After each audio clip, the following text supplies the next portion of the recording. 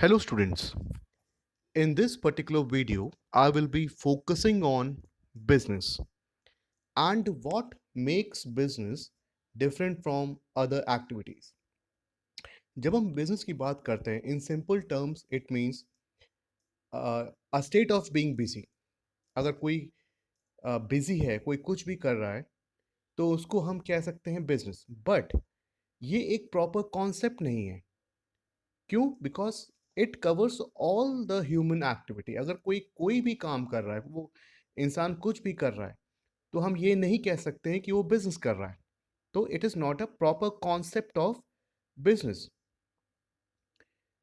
जब हम एक्टिविटीज की बात करते हैं तो all human activities can be grouped under two broad categories, that is economic activity and non economic activity. तो नॉन इकोनॉमिक एक्टिविटीज क्या होती हैं? Non economic activities are those activities which are undertaken not for the purpose of earning money, not for the purpose of earning profit, but they are being done out of love. They are being done out of social and religious customs. हम इंसानियत के लिए जो काम कर देते हैं, जिसके पीछे हमारा कोई मॉनेटरी बेनिफिट नहीं होता है, उसको हम नॉन इकोनॉमिक एक्टिविटी कहते हैं. दूसरी ह्यूमन एक्टिविटी क्या होती है, जिसको हम कहते हैं economic activity. Now, economic activity is totally different from your, or we can say totally opposite of your non-economic activity. यहाँ पे वो सारे काम किए जाते हैं, वो सारी चीज़ें इन्वॉल्व होती हैं जिसके थ्रू हम प्रॉफिट कमा सकते हैं, जिसके थ्रू हम पैसा कमाते हैं. तो economic activities are those which are inspired by the desire to earn profit, to earn money और लाइवलीहुड. तो जब हम इकोनॉमिक एक्टिविटीज की बात कर रहे हैं तो यहाँ पे मॉनेटरी बेनिफिट्स हैं, यहाँ पे पैसा इन्वॉल्व है. तो all the economic activities are called occupations.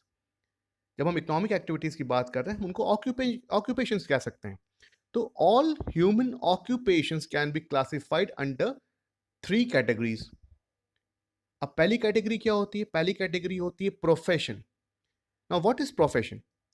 A profession is basically N occupation which involves the rendering of personal services. अगर हम कोई जॉब कर रहे हैं जिसके रिटर्न में फॉर एग्जांपल अगर प्रोफेशन की हम बात करते हैं, मान करते हैं कि एक स्पेशलाइज्ड स्किल हम डेवलप करते हैं, like a lawyer, like a doctor, a chartered accountant. ये क्या है? ये एक प्रोफेशन है. ये सर्विसेज प्रोवाइड कर रहे हैं in return of payment of fees. तो profession is a economic activity. दूसरा क्या है? एम्प्लॉयमेंट. जब हम किसी की नौकरी करते हैं, जब हम जॉब करते हैं, and return we get the salary, in return we get the wages, उसको हम कहते हैं employment. And the third occupation क्या हुआ? थर्ड ऑक्यूपेशन हुआ business. Business is an occupation in which production and exchange of goods and services take place. हम किसी चीज को प्रोड्यूस कर रहे हैं एंड उसको हम बेच रहे हैं in return of money with a view to earn profit. तो ये है हमारे तीन ऑक्यूपेशंस. एंड इसमें जो बिजनेस है वहां पे जो बेसिक चीज है वो प्रॉफिट अर्न करना है. तो हमने क्या पढ़ा? हमने कहा बिजनेस एक इकोनॉमिक एक्टिविटी है, ठीक है, जहां पे the basic purpose is to earn profit. जब हम इसके आगे बढ़ते हैं तो we can see that business has been defined by different authors, different philosophers differently. So according to Wheeler, business is an institution organized and operated to provide good and services to society under the incentive of private gain. Wheeler कहते हैं कि जो हमारा business है ये एक organisation है जो कि ऑपरेट किया जाता है गुड्स एंड सर्विसेज प्रोवाइड करने के लिए सोसाइटी को. एंड उसके पीछे हमारा मोटिव क्या है? To earn profit, to earn private gain का मतलब टू अर्न प्रॉफिट.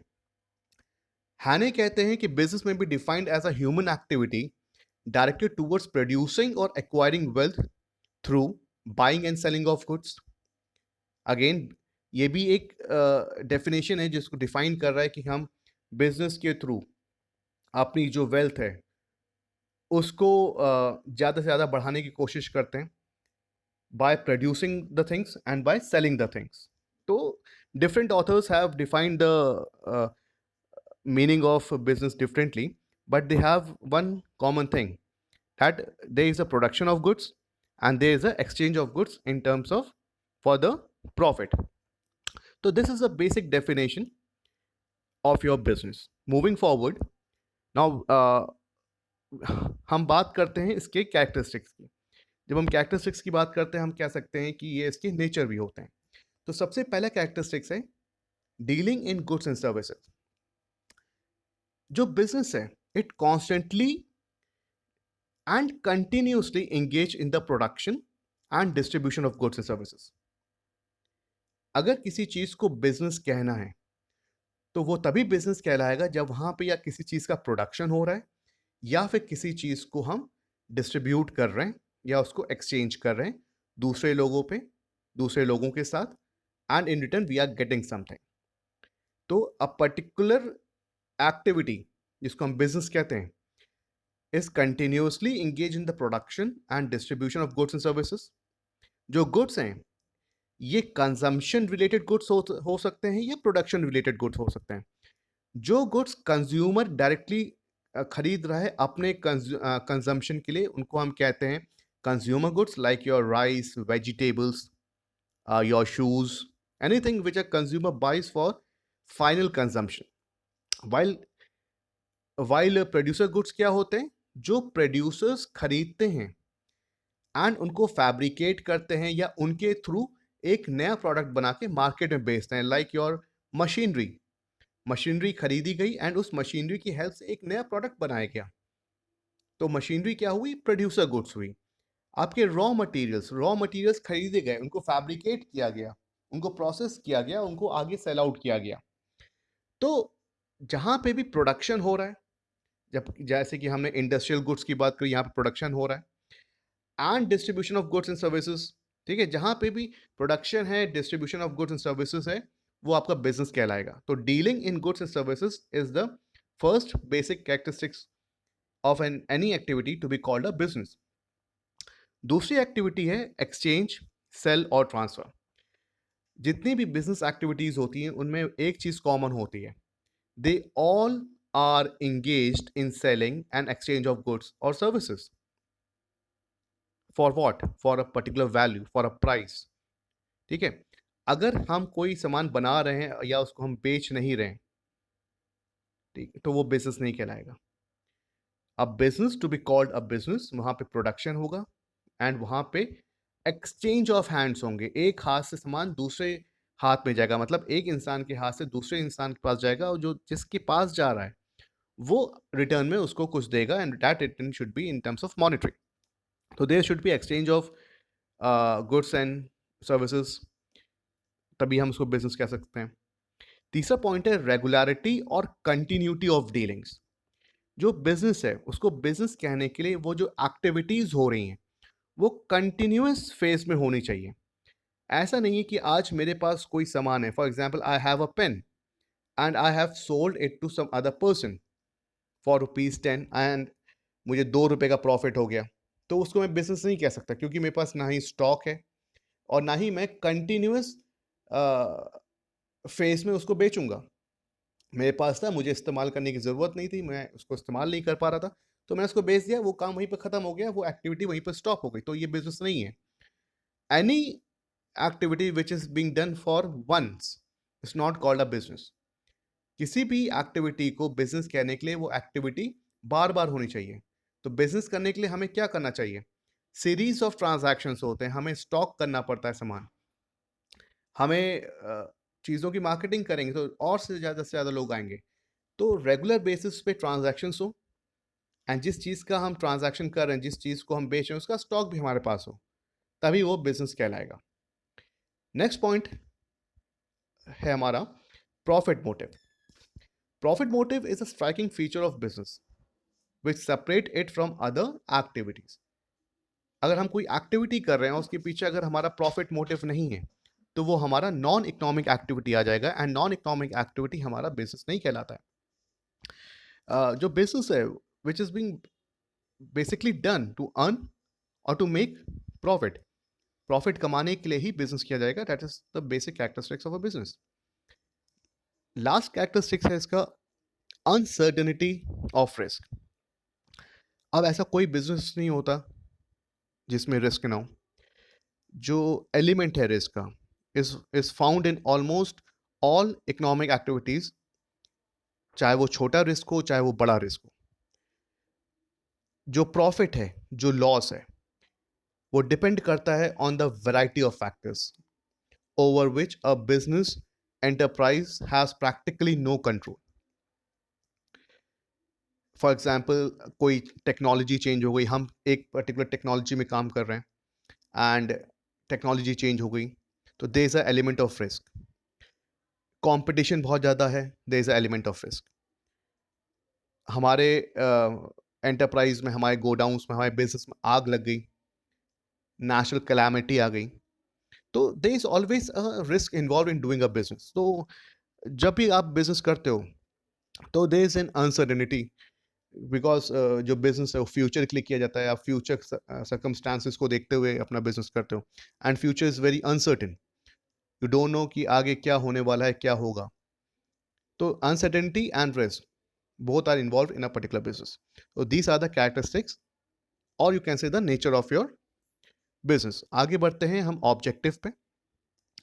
तो जब हम ऑब्जेक्टिव की बात करते हैं तो देर आर सेवरल ऑब्जेक्टिव जिसको हम इकोनॉमिक ऑब्जेक्टिव्स कह सकते हैं। पहला होता है हमारा, दूसरा है human objective, and the third is your national objective. जब हम इकोनॉमिक ऑब्जेक्टिव की बात करते हैं तो जो बिजनेस है उसका पहला ऑब्जेक्टिव है टू अर्न प्रॉफिट। अगर प्रॉफिट अर्न नहीं करेगा तो बिजनेस हमारा सस्टेन नहीं कर सकता है। तो इकोनॉमिक मतलब मॉनेटरी, अगर हम सिनेरियो में बात करें तो to earn profit is the basic objective, first economic objective. To create customers, ज़्यादा से ज़्यादा कस्टमर्स बिजनेस को क्रिएट करने पड़ते हैं, ये दूसरा ऑब्जेक्टिव होता है। एंड जो भी रिसोर्सेज हैं उसको बहुत ही अच्छी तरीके से इस्तेमाल करें ताकि उसका गलत यूटिलाइजेशन ना हो, उसका वेस्टेज ना हो। ये हमारे इकोनॉमिक ऑब्जेक्टिव्स में आते हैं। सेकंड इसका ऑब्जेक्टिव होता है बिजनेस का, जिसको हम कहते हैं ह्यूमन ऑब्जेक्टिव। ह्यूमन ऑब्जेक्टिव में पहला है to facilitate economic welfare of employees. उनको हम अपने एम्प्लॉयज़ को अच्छे से ट्रीट करें, उनको प्रॉपर इंसेंटिव्स दें, प्रॉपर उनको वेजेस मिलनी चाहिए, एंड उनकी जो काम है उसके अकॉर्डिंगली उनको इंसेंटिव्स मिलने चाहिए। पेंशन्स हैं, बेनिफिट्स हैं, जो भी चीज़ें एक एम्प्लॉय को सेटिस्फाई कर सकती हैं वो सारी चीज़ें हमें उनको प्रोवाइड करनी चाहिए। ये एक ह्यूमन ऑब्जेक्टिव है। दूसरा ह्यूमन ऑब्जेक्टिव है to provide psychological and social satisfaction to employees. इसमें हम कह सकते हैं कि जो पोजीशंस हैं उसमें सही तरीके से लोगों को हायर किया जाए या उनको सही तरीके से प्रमोट किया जाए। उनको सोशली एंड साइकोलॉजिकली सेटिस्फैक्शन मिलना बहुत ज़रूरी है, क्योंकि जो सेटिस्फाइड एम्प्लॉयज़ होते हैं they may contribute to the success of the business in a better way. Suitable employees को, राइट एम्प्लॉयज़ को राइट जगह पे प्लेस किया जाए, एंड जो जॉब्स हैं उनको इंटरेस्टिंग बनाया जाए, एंड प्रमोशंस की अच्छी फैसिलिटीज़ प्रोवाइड करें, तभी वो सोशली एंड साइकोलॉजिकली सेटिस्फाई होंगे। मैन पावर डेवलप किया जाए, इसका मतलब है कि उनको प्रॉपर ट्रेनिंग मिली जाए, उनको प्रॉपर डेवलपमेंट हो, तभी उनका जो स्किल है वो इन्हांस हो सकती है। तो these are the human objective. Next objective है आपका national objective. First national objective होता है बिजनेस का टू क्रिएट एम्प्लॉयमेंट। कोई बिजनेस है वो अपने बिजनेस को अगर एक्सपैंड करता है, अपने डिस्ट्रीब्यूशन चैनल्स को एक्सपैंड करता है, तो वो एम्प्लॉयमेंट अपॉर्चुनिटीज़ भी क्रिएट करेगा। तो it is a national objective. दूसरा है to contribute to the revenue of the country. Business है वो जिस देश में करता है वहाँ के कुछ टैक्स होते हैं, अगर वो टाइमली अपने टैक्सेस पे करता है तो जो गवर्नमेंट के रेवेन्यूज़ हैं वो भी इंक्रीज करते हैं। तो नेशनली अगर हम देखा जाए तो it creates employment, it contribute to the revenue of the country. So students, this is all for this particular introduction part of the business. Thank you.